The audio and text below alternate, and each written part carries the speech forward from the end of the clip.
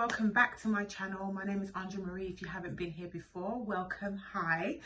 I'm filming this on my phone, so I've tried to get as much lights as possible, but we are where we are. Currently going through changes of a camera, or just sorting out my camera, and I have filmed this video so many times, but hopefully today is the day where we get it right, you know. So as you can see, I am bald, and from the title that attracted you to this video, I am going to be talking about my hair transplant. Why am I out of breath? Woosah, Marie, woosah, woosah, woosah. This is sort of like a review of Longevita, but also my journey along. When I was looking at doing this hair transplant, I just didn't think that I could find people in the UK like me, women who had had a hair transplant and were talking about it in stages. Everyone pretty much gave a recap of it, and the kind of person I am, I like to be on a journey with you. I like to know that you had it 2 months ago, I was there. You're checking in 3 months later, I'm also there. So I like to just be on the journey with people. So I just thought it would be better, my journey would be better documented for myself and for you guys, and specifically because I am a hair and beauty channel. I wanted to document this in that way, so hopefully you guys enjoy that too. Probably this video is going to be the most informative one, because I'm going to give a recap of everything. So I'm expecting that this video is going to be pretty long, sorry, but I don't want to miss anything. I like to answer in questions format because I feel like I can fit my answers properly and I don't ramble as much like I am now. But yeah, so I thought that this video would help. If you want to skip to certain parts, I am going to put maybe on this side where I answer all the questions so that you can go to the bits that interest you the most. And yeah, so I hope you enjoyed this video, and let's get into it. I had my procedure in Turkey. Surprise, surprise. I went to Turkey beginning of this year, and I had a hair transplant at Longevita clinic. And I did a lot of research before I got to it. When I made the decision to get my hair transplant, I felt like there weren't anyone that looked like me, and by looking like me I meant black, African, whatever you want to categorize it as, and also female. I saw a lot of men, but I didn't see a lot of females. And I was also doing research in black men who had had hair transplants, but again, most of the things that I was seeing were in the US and not in the UK. And these are also people that went to Turkey, but you know, I wanted to see people from the UK. So 2 of the females that I found gave me great information, and they had already had their transplants, and I just found their videos really helpful, and it pretty much sealed the deal of where I was going to go, because I felt like the 2 that I found in the UK gave enough information again, and I liked their results. And also the one that I found in the 2 that I found in the US also gave great results, but obviously they had gotten it done somewhere else. Now this was like a hard find. I was looking, I always knew I was going to get a hair transplant, but I didn't really look into it because mentally I wasn't really there. So once I did, I was really happy with what I found, and then it just got down to basically reviewing the place and seeing if it met the standards that I wanted it to meet. So for as long as I can remember, I have wanted to have a hair transplant. Now I have had traction alopecia since I was maybe 15. I'm gonna say, yeah, I'm maybe 15. I'm 35 now, so that's over 20 years of having a hairline that doesn't meet your own standard. So pretty much my hair, I felt, was quite fine.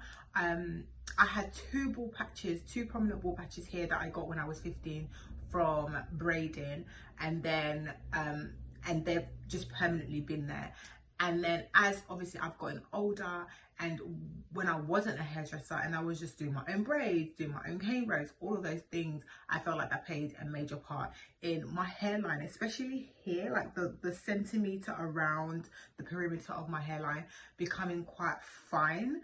And though I could see where my hairline was, it was like slightly backwards, and that always bothered me. And I just felt, what would you look like if your hairline was where it was supposed to be? So then I had kids, and once you have kids, the hairline goes, at least for me it did. With my son, I felt like these areas really thinned out, and I thought they were fine anyway, but to me it wasn't such a massive problem. And really, to be honest, even though I wanted a hair transplant, I always talked myself out of it, because I felt like my hair wasn't that bad. I could still put my hair in a ponytail. I could still do all of the things that most people that have a really bad hairline can't do, and I could do that. I could kind of hide it away. Now I also have hair thinning in my family. My mum has hair thinning in the crown area, where I just knew it was going to happen to me, and it did start happening to me. I had a trichologist checkup whereby they just zoom into your scalp to just kind of see what's going on, and they did say to me that some of my follicles were thinning. So I already knew about 10 years ago you need to start looking into at least your hairline, and I just didn't get around to it. When I had my son, my hair dropped, and then it kind of refilled back, but it was definitely dramatically thinner than it had ever been, especially in the hairline. And then I had my daughter in 2020, and for me that's when it was the peak, and I knew for sure I definitely need to have a hairline transplant. I will slot videos, I will slot everything as I'm talking in the video so you can see visually what I'm talking about, but I had had enough at that point. Now, when I had my daughter, my hair went, it just went. I don't know where it went. I still can't locate it. I don't know. I went through like a very down period during that time, because with my daughter I actually had bald patches everywhere. So I had chunks of hair dropping out, and I was showering, and this happened for a period of like 3 months, and my hair was just on the floor. My hairline completely went, and there were areas that I hadn't noticed that were patchy. I had a massive bald patch like here on this side. I had another one here. Like, it was just horrific to me. Like, it literally reached a point where I was crying. I was beside myself. But again, I decided to wait about 5 months for like a rest period, and then I cut my hair really low, and I just relaxed it and wore it very short. So you would have seen videos of me wearing my hair in that way. And even then I felt like my hair was barely covering the parts that it needed to. Like, I had to cover my hair from like here all the way to the front, and it's just not a way to live. Like, it just wasn't for me. So that's when I decided to go and do. I chose Longevita because I just felt like it had I had spoken to a few other places in Turkey, and I just felt a lot more comfortable with Longevita. I sent the initial request email, and I spoke to a lady on the phone. I can't remember anyone's name at this time. It wasn't the same lady that did my hair transplant, and I think this was just a consultation lady. She was amazing. She was so lovely. I had a ton of questions for her. I wanted to know everything. I wanted to know if it helped with postpartum shedding. I wanted to know if there were other options apart from a hair transplant that I could do. I wanted to know whether I had to have a long downtown period. I wanted to know what was the difference between FUT transplant and FUE. She let me know that they no longer do FUT because they felt that FUE transplants had better results. The results were, I think, between like 82% and upwards. Don't quote me on that number, I'm not sure of it, but I know that it was much higher than it was. No, I think they said 98%. Again, don't quote me on that. I don't know, because 82 and 92 are two different numbers, but it was higher than what it was with the FUT. The rejection rate was much lower with the FUU, and I trust that. because I don't have anything else I didn't really have anything else to go by. But then I went back and I researched, and later on I found that what was said to me on the phone was the best option for me. And also through my research, I had been looking at FUE because I, you know, being one of the lead stylists at the salon, and having a business that has survived the pandemic, I felt like I had to be focused on my business, but also try not to take off too much time off so that my business ultimately will suffer. So I had so many questions about the downtime, when would I get to go, etc, etc. As you guys know, we'd obviously been through a pando, so that kind of messed with my plan of how I went about things. The booking process was very, very easy after that initial consultation on the phone with the lady. And like I said, I've spoken to a few companies and I was most satisfied with Longevita. I just felt so much at ease. I felt like she'd answered a lot of my questions with ease, and I just felt a vibe with her, because one of the things that she also said is that they get a lot of female black female clients, and they've had great success rates. So I also wanted to check up on that, but obviously I don't think you can. She sent me a few pictures, but did she send me a few pictures, or did I look up a few pictures? I think I looked up a few pictures. Let me not get the information wrong here. So I was just generally really, really happy. So from that point forward, what they then do is they send you a quote. So they sent me a quote and I was happy with the quote. I asked them what would be like, how would we go about like me going, and they basically had the hotel. So I just looked up the hotel to see if it met my satisfaction, and it was close to the clinic. And then I also just sort of like looked at the distance, I looked at the city, and yeah, so I was cool with everything. I felt after that conversation, I felt like all my questions were answered. I felt like I'm really at ease with the pending surgery. I was just cool, and if I'm cool in my house, I'm cool about everything. So the fact that I had all that information, the fact that they gave me the information so easily, I don't know, the vibe just felt right with the company. And so I went and I booked with them. Now initially I paid like a £250 deposit, and I paid that maybe in like March 2021. As you guys know, we were in the pando. We're gonna call it the pando, you know what I mean when I say that. We were in the pando, and I opened back my salon in 2021 April, which meant I personally didn't feel like I could go. And I also mentally had to prepare myself for having a transplant. I didn't feel like I could just book the appointment and then just go and have the transplant straight away. I wanted time. I wanted to fit in a specific time where I felt was a down period time in the hair industry, or the cycle of the year. Like, if you do hair, or if you have any business, you know there's cycles when you make a lot of money, and there's cycles that I would call the downtime, and normally that's the beginning of the year, or yeah, like right now would be like a downtime. Initially I was told I could book over a 2-day period, which would mean 3 nights at the hotel. So I was quite surprised by that, because I thought it would be longer, but she did explain that because it was like a non-invasive surgery, it didn't need to be that long. Now, me personally, I like to have a little bit of time, so I was like, okay, I'm gonna book a day after the surgery where I'm still there, and a day before the surgery so I'm still there. So I tried to go before that. They did let me know that because of the whole pando situation, they had a lot of backed up appointments that were due of 2021 that they had to get through. So this was going to be a very busy period for them, which I understood, because I went through the same thing when we opened up the salon last year April. So then what I decided to do, because when September came around, I still felt like there was so much to do with the salon, and I didn't feel like I could leave the ladies that I worked with during that time, and I wasn't ready.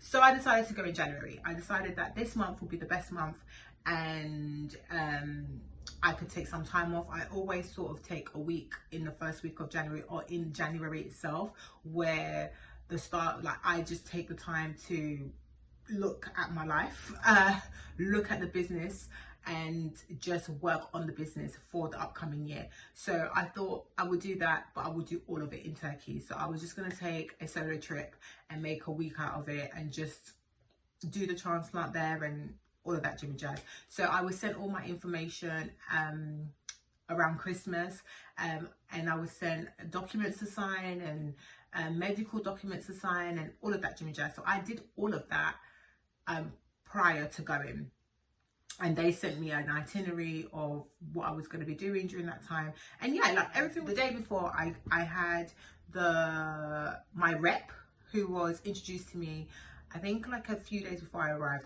but my rep then messaged me and just let me know again what was already written in the itinerary, and he just let me know what time to get to the clinic for, which was 8 a.m. and then he told me like to eat breakfast before, and the procedure would last roughly, I think, like 4 to 5 hours. So I got there at like maybe 8:05 because I couldn't find a taxi. I got there, and yeah, like they took me downstairs. They took my bloods, and when they took my bloods, it was for also a PRP treatment. Now, when I had my initial consultation with the lady, she did tell me about PRP treatments and how it would be like £200 on top of having the procedure itself. My procedure cost me $1,275, and including hotel and flights, it came up to like 1,600. So cheap. So yeah, so that's what it costs altogether, including the hotel, and even including me missing my flight and having to rebook another one, it still came up to about 1,700. So if you want the whole cost of the trip, that's how much it costs. But I had my quote was based on up to 3,000 grafts. I ended up having 2,500, but it did say up to 3,000 grafts, so that's what I paid for. So when I got there, they took my bloods, and then I spoke to the hair transplant lady, and there was like a team of them. So altogether, I think there were 4 people altogether. So I had and if you include my rep, that's 5, which I was quite comfortable with. So I went into her office, she looked at my hair, and by this time I had like a small afro because I had stopped relaxing my hair up in September, and I had just been wearing wigs because I felt like, what was the point of relaxing my hair prior to a transplant? When I went in, she spoke to me about how much I needed. She drew a line of where my hairline sort of would be, and this is the part that was really important to me, right? I wanted my hairline low. I did not go all this way for my hairline to be fuller, but sitting where it was. I was like, bring it down to where I see the faint line that used to be. I looked at baby pictures, I looked at kiddie pictures, I looked at teenage versions of me, and I decided that I wanted it as low as it can go. So basically where it is where I wanted it to be. And I wanted to also get rid of like the little dips that I had. So she put the line in, and then I kind of corrected it a little bit. She did explain that putting my hairline past where my hair grew normally would mean that maybe the hair grafts would grow but drop off and potentially not survive. So it was best to always go with the hairline that I had. So that's what I did. So I kind of designed it myself, and then she corrected it. Once that was done, I did say that I wanted more at the top because, like I said, I've got thinning at the crown, but I was more concentrated from like here downwards. And she just said that she would do PRP treatments, but I might not have enough grafts to cover the whole area and my hairline, which, to be honest, I was fine with, because my crown, though I'm not necessarily in love with it, it is something that still looks good. So yeah, I wasn't really it didn't really bother me. When I spoke to the lady, she then said that I could have Xanax, just to help relax me through the procedure. And I was like, I have one of those. So they gave me a Xanax tablet and I took it right there and then. And then I was taken through the room where I had a lady waiting for me, and she was going to be doing my injections and putting the local anesthetic in my head. The procedure itself wasn't painful, but the local anesthetic,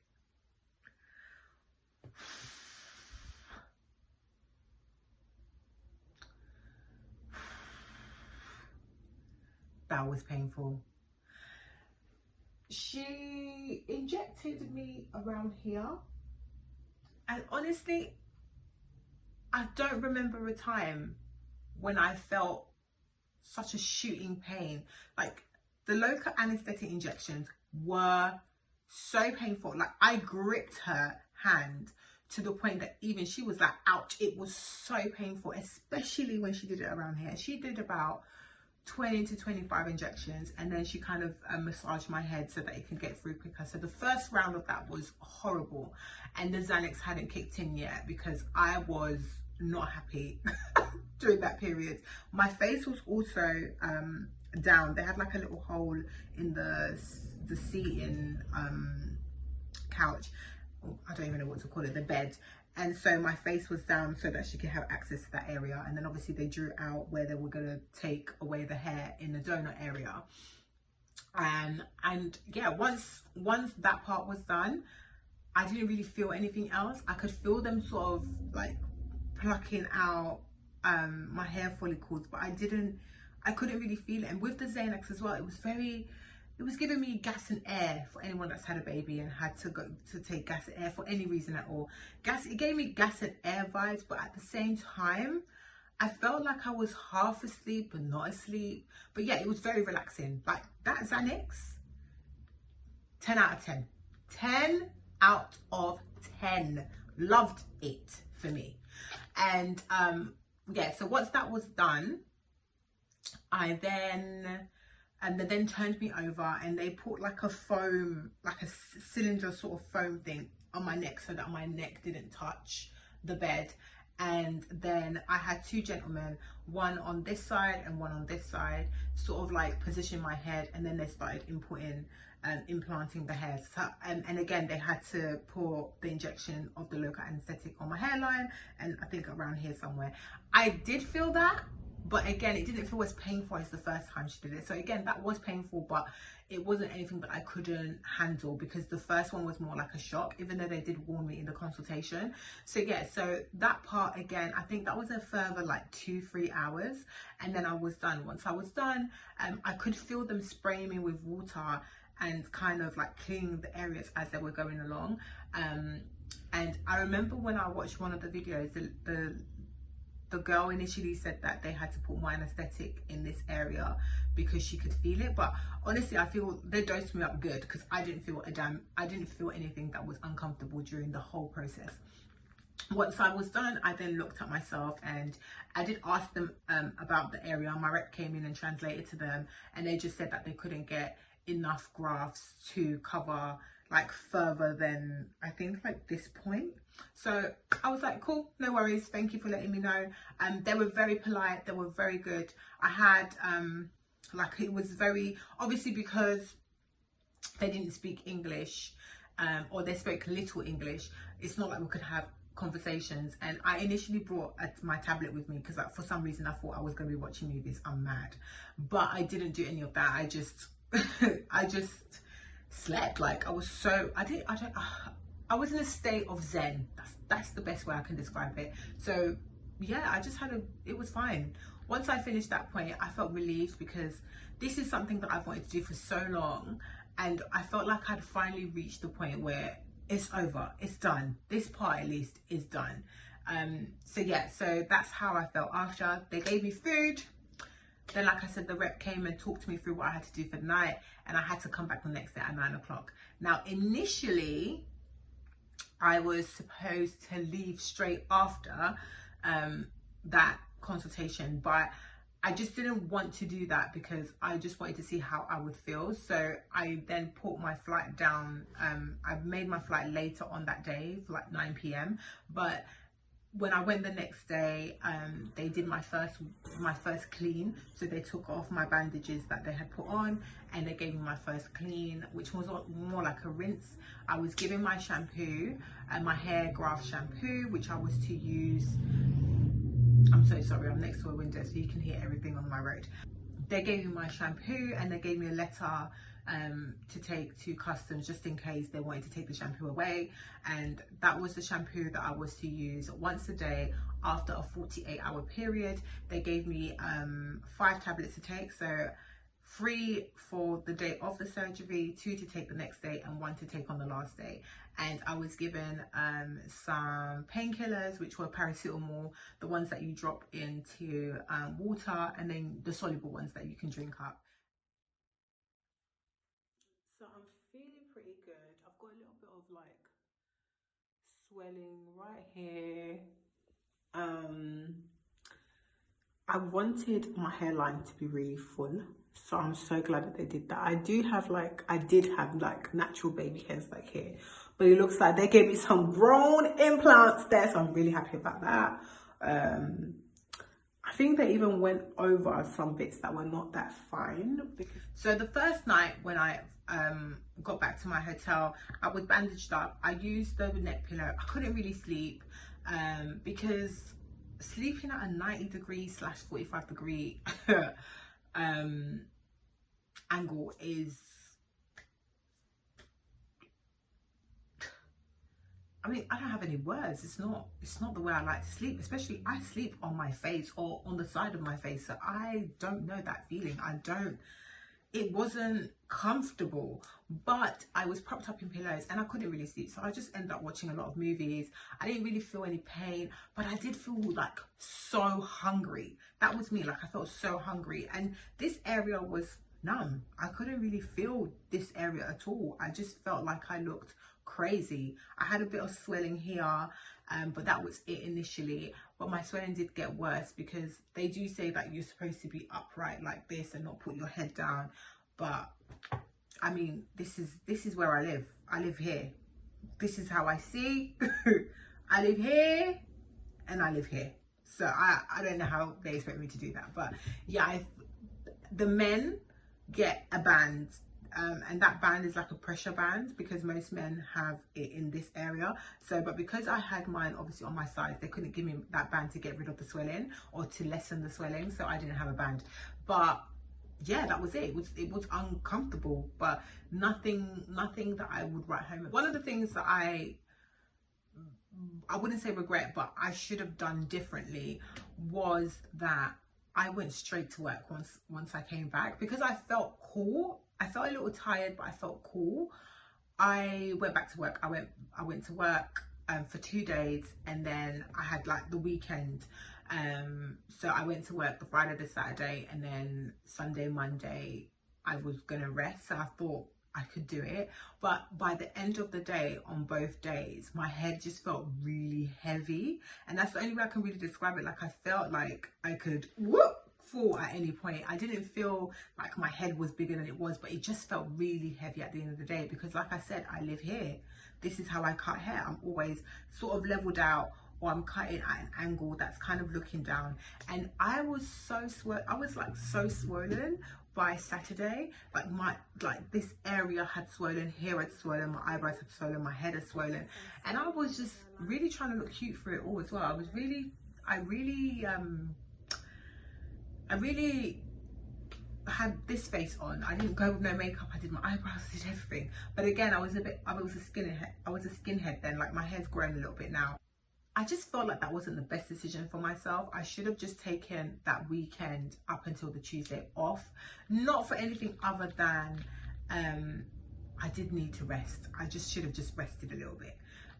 But because I felt like I had so much time off already, like Christmas, the way Christmas fell last year, and the fact that I already had a week off from work, I just felt like it was time to go back. So yeah, that wasn't the wisest thing I did. There was like a throb at the back of my head, and whenever I stood upright, I felt like I should really be walking around like this because it just felt so heavy. And whenever I was upright or looked down, it was like a head rush. That's the best way I could describe it, but nothing. And I did take paracetamols. I took those Turkish paracetamols are something else, you know. They're wonderful. So I took those and I still felt it. So after a while I just stopped taking them and I just decided to stay propped up but with my head back. I used the neck pillow a lot during that time, and again, like I said, I felt like I slept more during the day than I did during the night, because it wasn't that comfortable to sleep at a 45-degree angle. But I did, once I was like laying on my couch, I felt like I could angle that better, so I did sleep in those positions a lot better. I feel like I love my little kids because they just know how to read the room. My kids kind of left me alone during that period. They kind of came and cuddled me because they could tell that mummy wasn't 100%. So I really appreciated that they weren't jumping on me and jumping on my head and doing all the things that they normally do. The washing was really easy as well. I just gently washed the first week, and I think he said for the first few days I had to put the shampoo, which was like a foam shampoo, on the grafted area, and I just had to leave it on for about 30 minutes and then rinse, and then shampoo the whole head and rinse again. So I did that for the first like 5 days, and when it came to day 7, that was the day that I started scabbing. So I started scabbing around that day, and it just looked like I had really bad dandruff, like it was falling off, and some of the hair follicle, the scabs went with hair strands, sorry, and they told me that was absolutely fine, to look out for that and to not be alarmed when it did happen. Also, what you're seeing here is, I'm gonna come closer so you can see, it obviously looks like all the hair that were implanted. They did tell me that that will drop off, and I will go through what they call the ugly duckling phase or the shock phase, and that would happen for the first sort of 3 months, and then I should start seeing sort of baby hairs grow through around month 4 or month 3, and then it should thicken out around month 6. I'm starting to get a lot of itching. Oh my god, the itching is terrible. The itching is actually worse than the pain. The itching is what I'm going through right now, and that is like every so often I get this itching. I don't know how to describe it, and being that I have dry itchy scalp already, it feels worse for me. So I'm just trying not to. The donor area is the part that still feels tender, but that's also the part that's itching the most, which I should be thankful for, because that means that it's healing well. But whenever I do rub it, and I rub it too much, it brings pain. So aloe vera has been my friend, and saline spray has been my friend, and all of those things. So when I do wear a wig cap, I have a wig cap that's extremely loose, and it just sits, it just doesn't look like much of anything. It looks great, but it's not actually physically touching the bits of my hair because it's slightly too baggy for me. So that's what I've been wearing, so that it doesn't give tension, it doesn't rub on the hair. So even though I look cool, I also know that my hair is like relatively cool underneath, and not being irritated as much. And I did go through a point where I was trying on all my other wigs, but they were slightly too snug, and the itching was just too much during that period. So then I remembered that I had a fringe unit that I could wear, or my middle part unit that I could wear, that was much looser, and I'm not wearing anything underneath, so it's kind of like wearing a hat, right? So that's what I'm doing at the moment. So you will not see me like this anymore. This right here, this is the last time you'll see me until I have hair. So thank you for watching. I hope you've enjoyed this video. I hope that it's been informative, and if you have any questions, please leave them below. I will be doing sort of like reels and stuff like that on Instagram and TikTok, so that you guys can ask questions away there. I will leave all those details here. But yeah, so I'll zoom in so you can kind of see where I'm at. My donor area looks like this. Again, it's the most sensitive part of my head right now, even as I put my hands on it. Ooh. This area, I still can't feel anything really. I can feel it, but it's got like a numbing feel. It doesn't really feel like anything. So I don't have anything really to talk about in this area. I do have like points here which are a little bit sore, but that's about it. Yeah, and that's it. Thank you for watching, and I'll see you in my next video. Peace.